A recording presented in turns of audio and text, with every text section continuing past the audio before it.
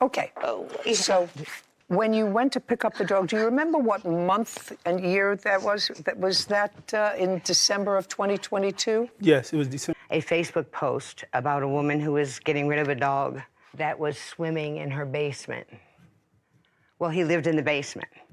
And when I contacted her, she said, I'll send you some pictures. And it was a couple pictures of Luca sitting on some stairs. And she said, oh, we went down in the basement the other day, and the basement was flooded, and he was swimming. I said, swimming? And she said, yeah, so we put him on the stairs. And I said, I'll be over. So you took the Osmond dog. and I went to look at him, and he made my other Pomsky a little nervous. So we went back, and Oz kept saying, you don't need another dog. She doesn't need a friend. She's got toys. You know, I said, I have to do something about this dog. Miss Borelli, you and Mr. Brown, according to you, had a friends relationship for about 10 years. Well, we were friends for the past about 5. We were in an actual relationship for 5 years.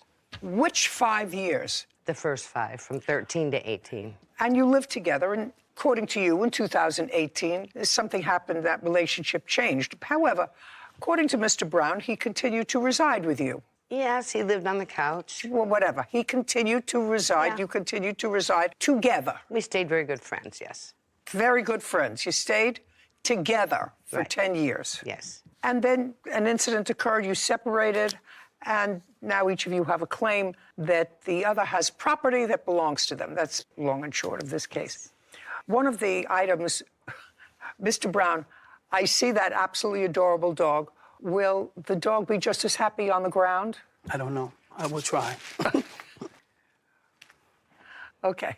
One of the things at issue is that adorable little dog. So it is your claim that the dog belongs to you, that when you and Mr. Brown separated, it was an acrimonious separation, and that you were forced to sign a document that gave him the dog, he took the dog, and you want the dog back.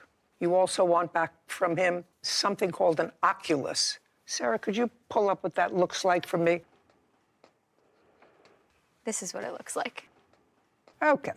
An Oculus is something that you put over your eyes, and it takes you into another world. Yes. Is that what happens? It belongs to my grandson, Virtual yes. reality. It's just Well, hold on, what? Virtual reality, they call it. Do you use it? No. Do young people, kids use it? Is that what it's used I think for, they're Sarah? popular. Pretty popular. Popular? Yeah.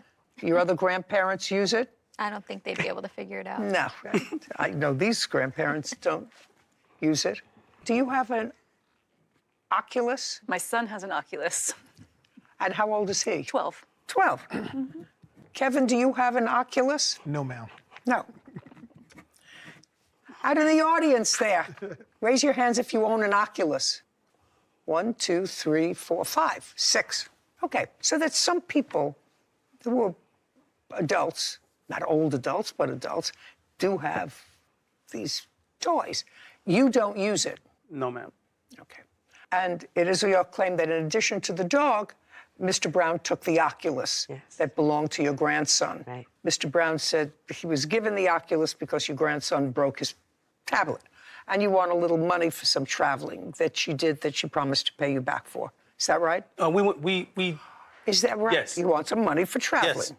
Yes. Okay. So let's deal with the dog first, since that to me is the most important issue. By the way, Miss Burrell, where's your grandson? back in Buffalo.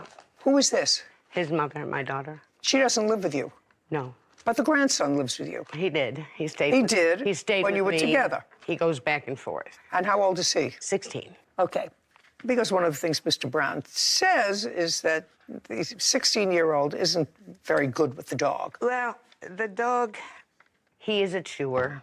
He's chewed up a lot of my grandson's things. Luca has chewed up your grandson's things. Several of his headphones and earbuds, and he's chewed up our shoelaces, and so he tries to discipline the dog, and I don't really discipline dogs. So you wouldn't necessarily, as a dog owner, discipline your dog the same way as your grandson has disciplined the dog. Did he ever hit him? I don't think he's hit him hard. I mean, I think he may have tapped him on the butt a couple times, maybe done his nose a couple times. I don't know. He was very frustrated that he was constantly chewing his stuff. Okay. How old is this dog? He will be 2 in April. When you got him, you and Mr. Brown were living together. Yes. I must tell you, Miss Burrell, the dog looks very happy with Mr. Brown. He was very happy with me, too. May have been. I'm sure he wasn't happy when your grandson was disciplining him different from the way most normal people and adults would discipline a dog. Because Mr. Brown is certainly going to tell me about other instances of discipline that he observed that your grandson inflicted on the dog. I'm not aware of any Okay, but other you were aware instances. enough, Miss Burrell, to tell me that in your home, the dog was disciplined in a way that you would never discipline a puppy, because a dog that's not quite 2 is still a young dog. Some chew things and some don't. All right, dog purchased. I got him on December 19th, 2022, as a birthday present for my other Pomsky. She's just like him and loves to play. And I have an old Shih Tzu that would not play with her. And then I came across a Facebook post about a woman who was getting rid of a dog that was swimming in her basement. Well, he lived in the basement. And when I contacted her, she said, I'll send you some pictures. And it was a couple pictures of Luca sitting on some stairs. And she said, oh, we went down in the basement the other day, and the basement was flooded, and he was swimming. I said, swimming? And she said, yeah, so we put him on the stairs. And I said, I'll be over. So you took the Osmond dog. and I went to look at him, and he made my other Pomsky a little nervous. So we went back, and Oz kept saying, you don't need another dog. She doesn't need a friend. She's got toys. You know, I said, I have to do something about this dog. The woman And was Mr. Brown was with you? Yeah, Okay. So you went together? to look. And he said no. So I came home, and I thought about it, and I kept in touch with that woman, and she said, if you don't take him, he's probably just going to go to a shelter. I talked to Oz again. I said, I have to go get this dog. I have to. He's living on stairs. Okay. And so I purchased him. He was not happy about it, but I purchased him. For how much? $240. It started at $500. I told her I couldn't do it, so. Okay. Mr. Brown, do you need a tissue? Yes.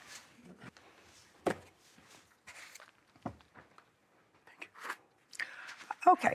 Mr. Brown, first, do you recall, sir, going with Miss Borelli to pick up the dog? Yes. Were you with Miss Borelli when she purchased the dog? Yeah, I bought the dog. I gave her the money to purchase the dog. And where did you get the money from? I worked Okay. at that time. Does Miss Borelli work? She worked periodically. I got her 2 jobs for a company that I worked with.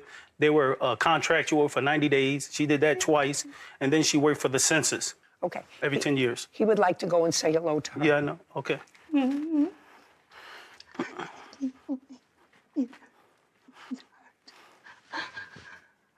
Sweetheart. Okay. Oh, So when you went to pick up the dog, do you remember what month and year that was? Was that in December of 2022? Yes, it was December of 2022. And where did you take the money from? My bank account at work. Miss Borelli, who took out the money to pay for the dog? He lent me the money. Okay, so the answer is Mr. Brown paid for the dog then. At that day, yeah. Okay, fine. And when did you repay him for the money? The following week. Do you have any proof that you paid him back? No, but he knows I did. I didn't ask you what he knows. I asked you whether or not. We didn't do receipts back then. Okay, enough. You want to hold on to the dog for a second? Thank you. When you lived in the house for these 10 years, how much was the rent in the house? There wasn't really rent. I pay a mortgage with my retirement from the post office. Okay, and how much did Mr. Brown contribute towards that? He had the gas and electric in his name. Okay, so the gas. And it varied. Just a second. The utilities were in his name. Yes. I paid the cable, the phone bill for 8 years, the mortgage. Okay, there the is water, a mortgage. The And electric, did he contribute anything towards the mortgage? Not towards the mortgage, really. But did he take money out of his bank or write you a check for anything other than the 2 utilities that you've said are in his name that he pays? Yes, he gave me different amounts. At one time, it was 3, so 4. the answer is you actually lived in, as he put it, a domestic partnership for Yes, those 10 it was. years. It really was. Okay, so let's be fair and easy about it. Now, Mr. Brown, what, if anything, did you observe with regard to Miss Borelli's grandson doing with the dog? By the way, the dog still chewing up your house? I'm gonna answer both questions, but first I'm gonna answer the chewing of things first. The dog did have a problem chewing things because he had anxieties. His anxieties were surrounded by her grandson because of the fact that he would beat him. I'd sleep on the couch, like she said, for the last 5 years, I've been sleeping on the couch. When her grandson comes, he also sleeps on the couch. But sometimes in the middle of the night, like he's always on his computer doing something. So if he gets angry or something, he takes his frustrations out on the dog. The fact that I'm in the room and I'm sleeping and I let her know these things, she don't really discipline him. She just says, oh, this or oh, that. Tell he me sprayed, how to, tell he me sprayed how... hairspray in the dog's eyes one day and told her that he thought that it was his butt. That's what he told her. He thought he was spraying his butt. Why are you spraying his butt? You don't know his face from his butt, that you gonna spray him in the eyes? What precipitated that? I don't know. He's always trying to do things to the dog. Did you see it? I heard the spray and I heard the pss, and I heard the dog doing this here with his eyes, so I know something happened. Just a second. You smell it, you can see it. Just a second. Did you confront her grandson about it? Yes. What did you say to him? I said, don't spray this dog in the eyes. I even went and told her he's spraying the dog in the face with eyes. He said he thought it was the dog's butt. Did you hear him say that? Yeah, he told her that. Okay. Yeah, you don't make that up, madam. He wouldn't have heard the spray. He's in a complete... What I'm telling you is he wouldn't have made up that story. Miss Borelli, there are lots of stories that you make up. He's not that imaginative. There are a lot of ways that you can say you can abuse a dog, but spraying the dog in the eyes with spray, and then that remark that a 16-year-old wise guy might say, you don't make that up. I told him a good way to discipline an animal, including a cat that's doing something bad, is you get a spray bottle and you fill it with water. Yes, just look at me, don't look at him. You get a spray bottle and fill it with water, and? And you can put it on a light mist and you spray them. But this is not what he did. He didn't spray the dog with water. I believe that's what he did. No, that's not what he said. He didn't say spray the dog with water. But now we're getting to the fact that he did, in fact, spray the dog. With water. Okay, the dog is staying with him. Period. End of discussion. He paid for it, $240, and unless you have proof that you took out $240 that was paid for the dog... He loves the dog just a so second. much. Why Listen, is he trying to sell it back to me for $3,000? just a second. I sold that Let me tell you something. See the piece of paper that she signed giving you the dog? Yes. The top half was ripped off. There was more writing on the top half of that. I will let Osmond Brown take my dog, Luca, in order to get Desmond to leave my home forever. The top half says something completely different than May I? ripped off. I'd like to take a look at what you're showing me. This isn't this. This No, isn't. I don't have that. Well, this isn't it. That, this is that what, shows you that just a he's trying second. to sell me the dog back. If you want to buy it back, you can buy it back. For If you want to $240? Listen to me. He's got the dog. I will let him take the dog if he agrees to leave. That's what this document says. Just for the day. Just a second. That's not what this document says. Because he's ripped it. Just a second. You should have made a copy. It's ripped on both sides. Okay. Now, he wants the dog. He paid for the dog. As long as your 16-year-old grandson has access to your house, which you say that he does, the dog is staying with Mr. Brown. If it's his conscience as to whether or not he wants to sell it or not. Right now, the dog looks just fine. And I'm not sending this dog back to where there's a 16-year-old teenager who gets frustrated and takes out that frustration on a dog by over-disciplining the dog. I don't think he over-disciplined. This is not a tea party, madam. This is a ruling.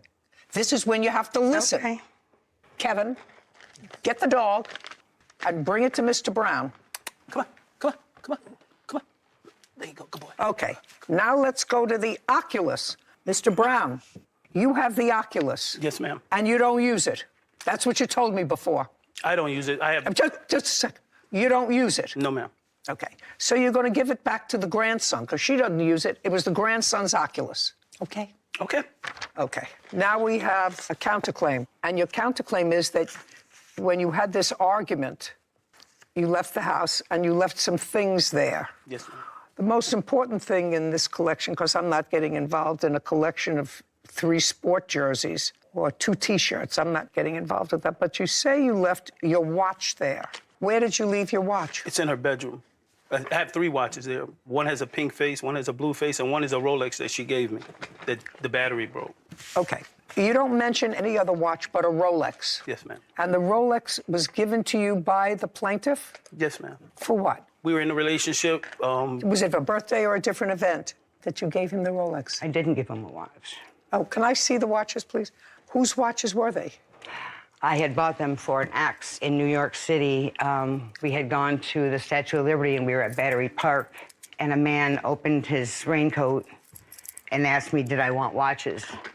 Oh, And these I are bought the two. many of Just them. a second. And these are the 2 watches that you bought. Yeah, lots of them. But these are the 2 $30 a men's. piece. But these are the 2 men's watches that you bought. Yes. Okay. So he... Shh, shh, shh. Would you turn these men's watches over to the defendant, please? Thank you. No, they're not his. I never gave them to him. Thank Just you a very second. much. I'm giving them to him. No, you can't. There's 2 of them there. I wanted him... he doesn't even know which one it was, and they're counterfeit. Oh, just a second. I understand that, Madam. You just explained that to me. When somebody comes over to you in Washington Square Park and goes like this, want a real Rolex? I would suggest to you that you know... I knew they were counterfeit, and I bought Fine. them for an ex, and we were Okay, going fine. through some jewelry, Great. and he saw it. Okay. And he said, This...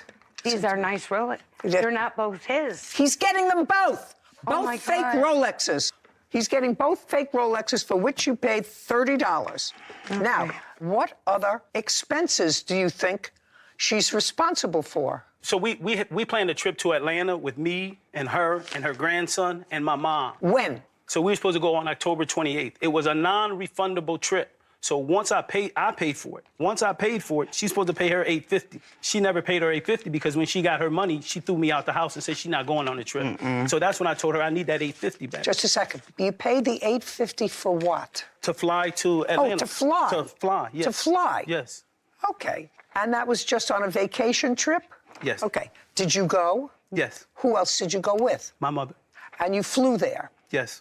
And you knew she wasn't going, so what did you do with her tickets? I couldn't do anything with her tickets. I left everything there. I told her on the phone she could still go. It's still there for you. You can still go. She said, I don't want to be in the same hotel with you or something like that. She's not going. So, Okay, you're taking the dog home. I expect the Oculus to be packed and take it to a post office, box it, and send it back to her grandson. Now, you want it to go to your house? The Oculus, do you want to your yes, house? But how will I know that he's not going to break it? You know, because I'm telling him not to break it, to put it in a box and send it back. Do you understand? yes, ma'am. Okay, don't break it. I won't. He won't. Okay, we're done here. He gets the dog, you get your Oculus. We're finished. Thank you. It's the dog that's worth money, and that's why he wants it, because he's greedy and ruthless. The only way I felt like I could help this dog is if I got her to sign him over to me so I could leave. He's going to turn around and sell the dog. So it's going to be a beautiful Pomsky for sale. No, this dog is part of our family. This dog is loved by 2 families now. He has a bunch of kids that love him and play with him, and either at my brother's house or at my house. Because I rescued that dog. He did not want me to rescue that dog. That dog had a terrible life until I went and rescued him. Almost impossible to separate these domestic partnerships and property and what you spend. You know, you have courts set up for divorces, but you don't for living together as almost marrieds.